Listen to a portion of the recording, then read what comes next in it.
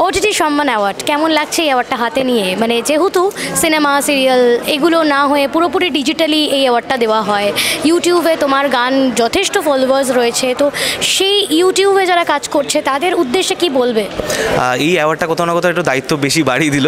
আর সত্যি তুমি যেটা বললে যে ফিল্ম, এটা যেই গানটার জন্য আমি পেয়েছি এটা তো ফিল্মের গান নয়, কিন্তু এটা মানুষের কাছে পৌঁছেছে, মানুষ ভালোবেসেছে বলেই হয়তো এই অ্যাওয়ার্ডটা পেয়েছি। এবং আমি এটাই চাই যে আগামী দিনে যেন অনেক অনেক ভালো ভালো গান উপহার দিতে পারি। আর সেরকমই প্ল্যানিং রয়েছে এবছর আমার। মোটামুটি আমার ইউটিউব চ্যানেল থেকে 15+ গান আমি বছরের শুরুতেই প্রমিস করেছি সবাইকে যে এই বছর আমার চ্যানেল থেকে তো 15টার বেশি গান আসবে। তো অলরেডি বেশ কয়েকটা গান চলে এসছে এবং মানুষের প্রচুর ভালোবাসা পাচ্ছে।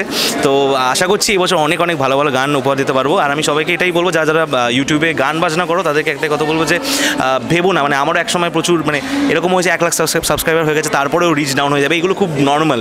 কিন্তু কখনোই অন্য কোনো পন্থা ইউজ করো না। আমার মনে হয় ট্যালেন্ট বা হার্ডওয়ার্কের উপরে আর কিছু হতে পারে না। তুমি যদি কনসিস্টেন্ট থাকো এবং তোমার গানে যদি পাওয়ার থাকে, সেটা বুস্ট করার খুব একটা দরকার নেই।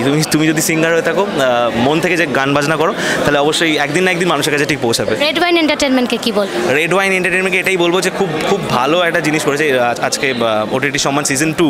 আর এই সিজনটা যেন অনেক অনেক অনেক বছর ধরে চলতে থাকে এবং আমাদের মতো আরও অনেক সিঙ্গার্স যাতে এই অ্যাওয়ার্ডটা পেয়ে মোটিভেটেড হয়।